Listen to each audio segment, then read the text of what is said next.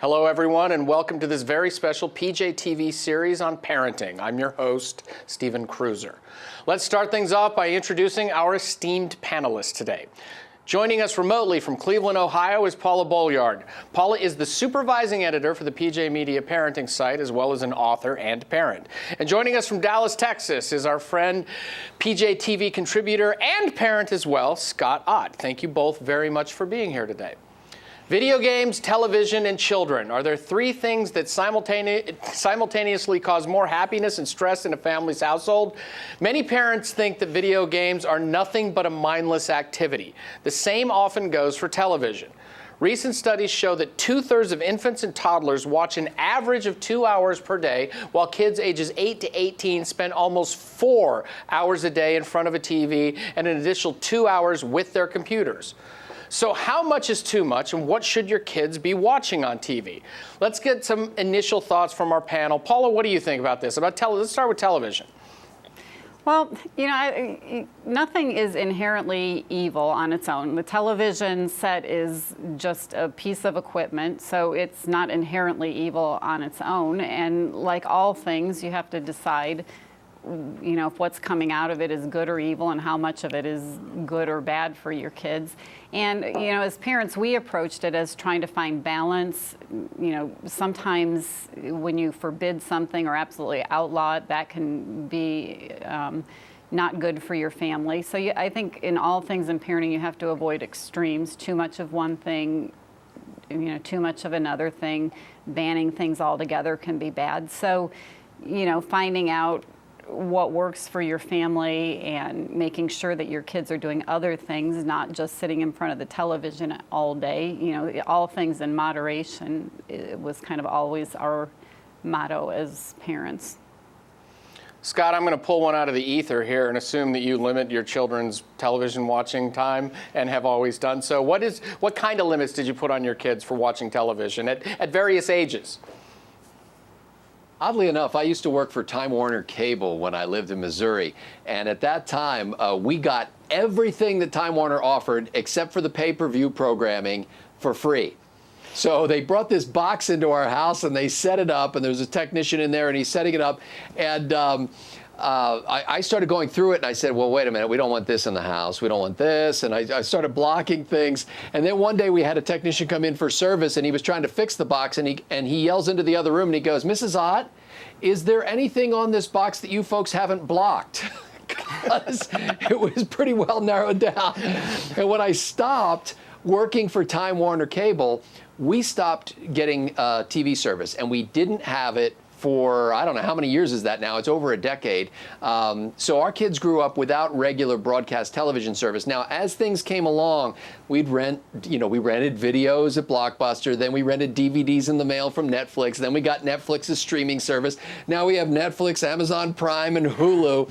And just within the last week or so, we subscribed to basic cable service again. I have limited my kids, but not because I'm some mean old man, just because I think that there's so much more in life than just sitting there and having somebody else program your entertainment all day long. You hit on something there, Scott, and I'll go to you, Paula, with this now. The television landscape is changing right now. Scott was talking about the old model where you subscribe to a cable service, you get the big thing, but it's devolving into this a la carte thing where people pick and choose. Do you think that in the end might actually help parents monitor things better, rather than just say a time limit and you can't go wander into this nasty jungle? You go, okay, well, look, here are the things I've decided, because you can't do anything in secret on Netflix. If you share a Netflix account, everything everybody watches, everybody knows what everybody's watching. Do you think that might actually be a benefit?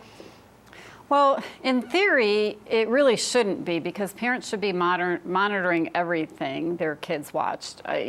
From the time our kids were really little and the first time they watched Sesame Street and Barney, we always knew what they were watching, and we were always in the same room with them. We never allowed our kids to have TVs in their room.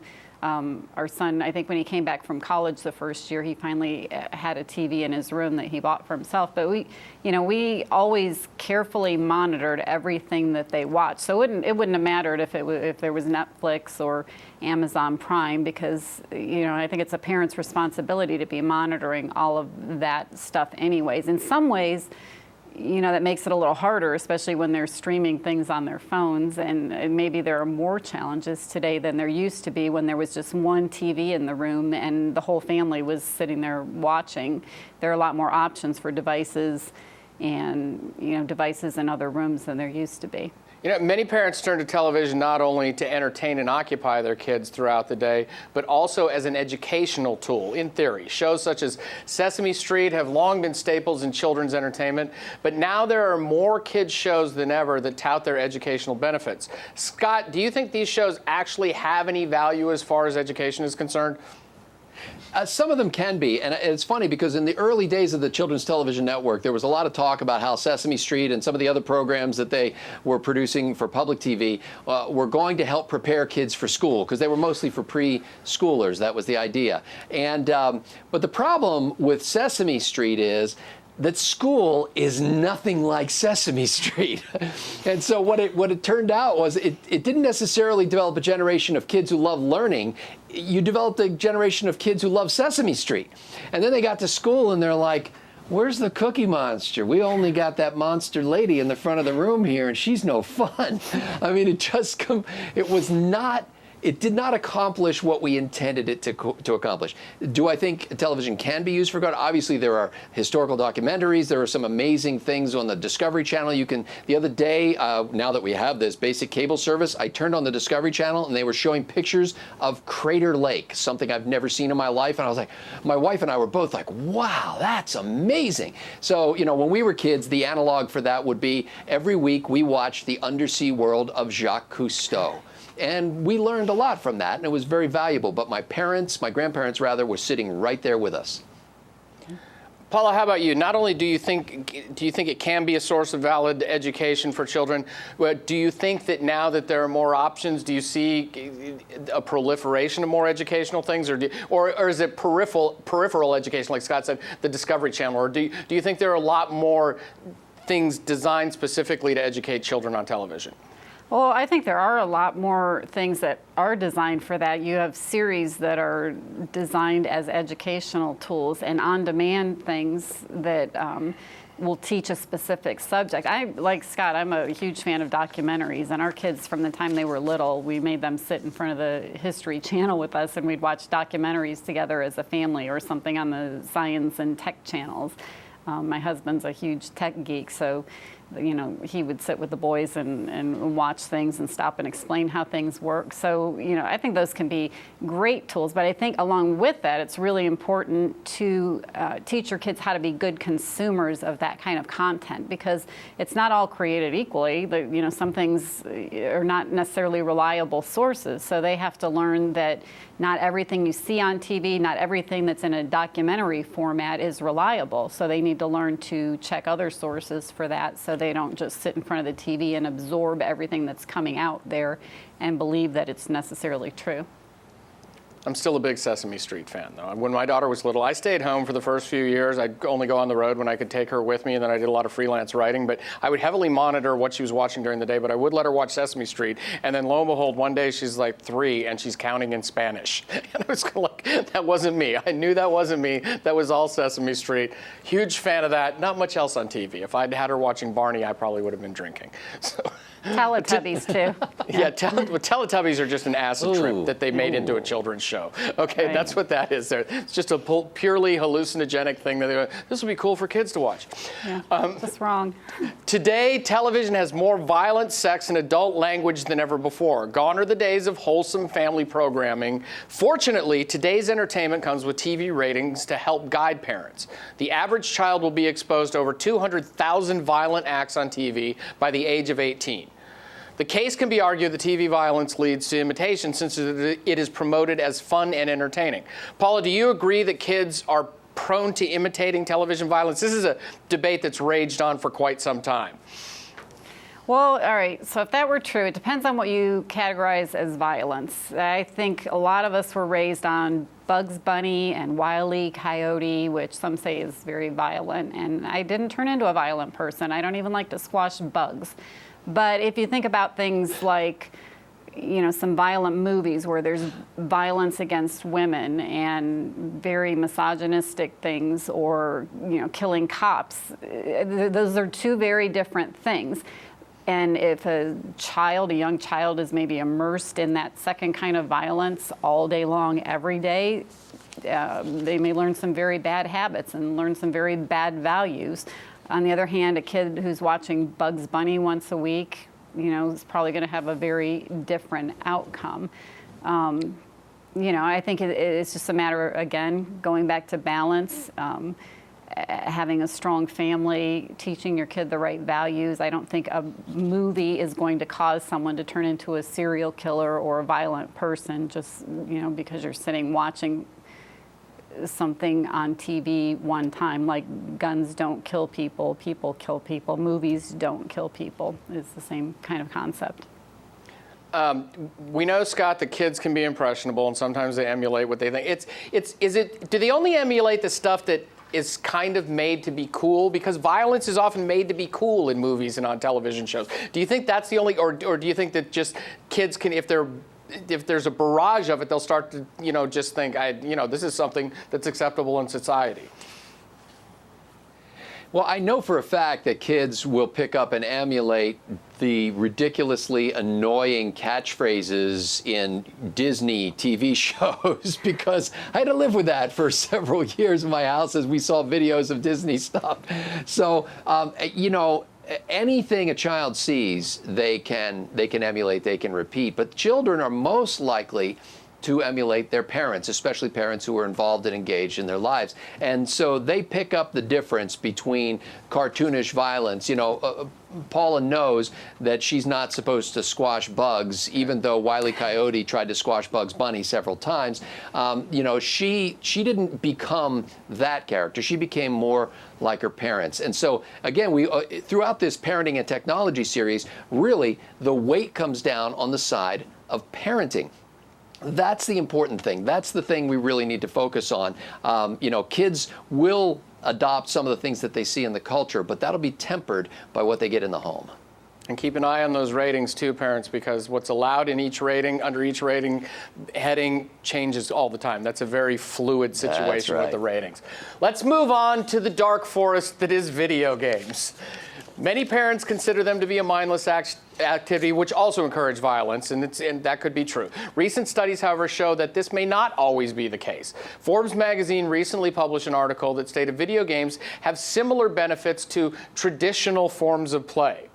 They present opportunities for identity development as well as cognitive and social challenges. Paula, upside, do you believe most of that? Do you think they're positive and they can help a lot of kids? Well, I think it just depends on your family and your kid and the other things going on in your life. Having raised two boys, I've seen my kids sit like mindless zombies in front of the video games and totally tune out from the world and be completely antisocial for several hours at a time. But more often than not, I've seen them with their groups of friends, socializing and having a good time, and seeing very healthy social development when they're playing video games as a group. So it can go both ways. Now, if a kid is sitting in his bedroom, locked in his bedroom for 4 days at a time, playing video games, and not doing anything else, not going outside, not socializing with the family, obviously very unhealthy. But if it's an occasional thing and he's still socializing with the family, it's a completely different story. So you can't just look at one factor. The kid is playing 3 hours of video games a day. You have to look at the context of what else is going on in his life and in the family situation.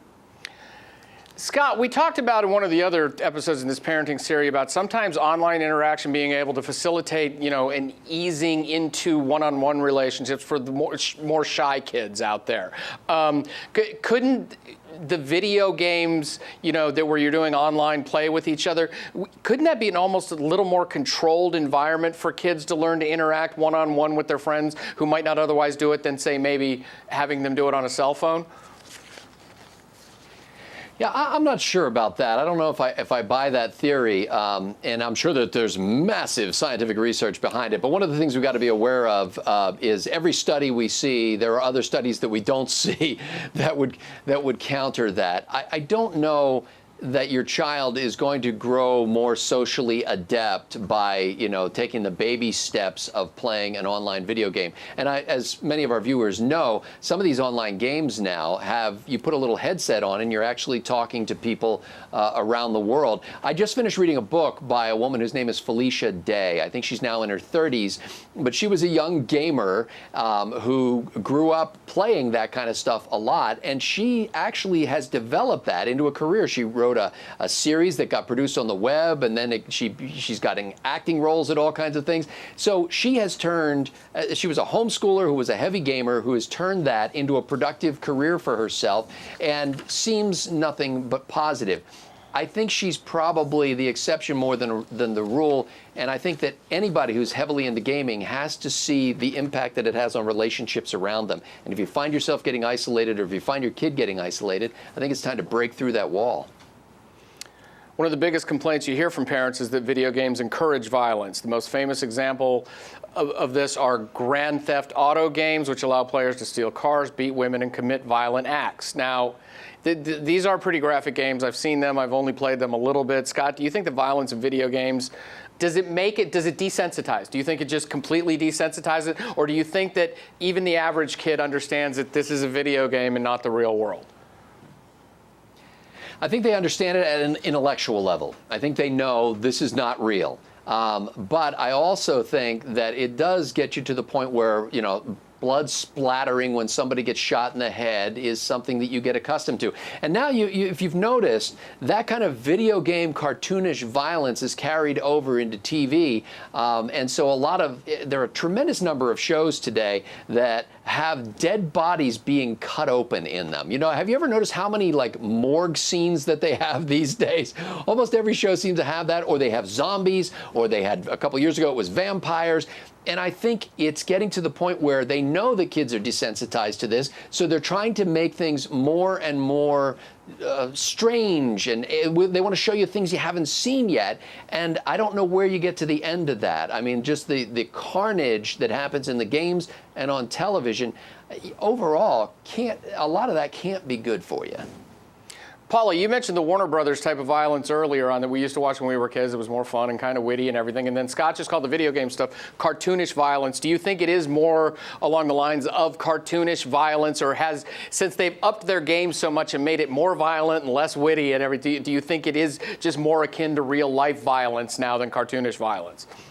Well, yeah, definitely it's a lot more realistic, comparing Wile E. Coyote to Grand Theft Auto. It's obviously no comparison, but each family has to decide where their lines are, what kind of violent, if you want to call Wile E. Coyote violent, what kind of content they want in their homes. We drew some pretty hard lines.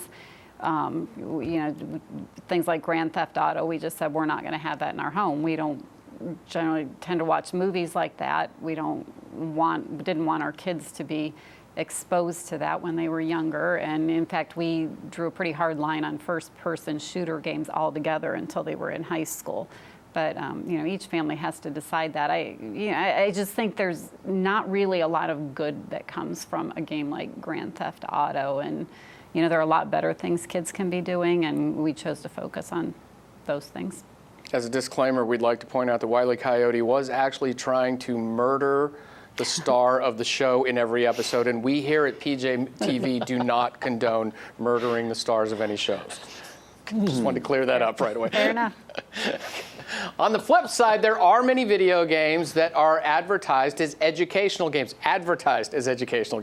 Leapfrog is known for producing some of the best educational games on the market. Do either of you buy into the idea that video games can indeed teach children lessons? Let's start with you, Scott.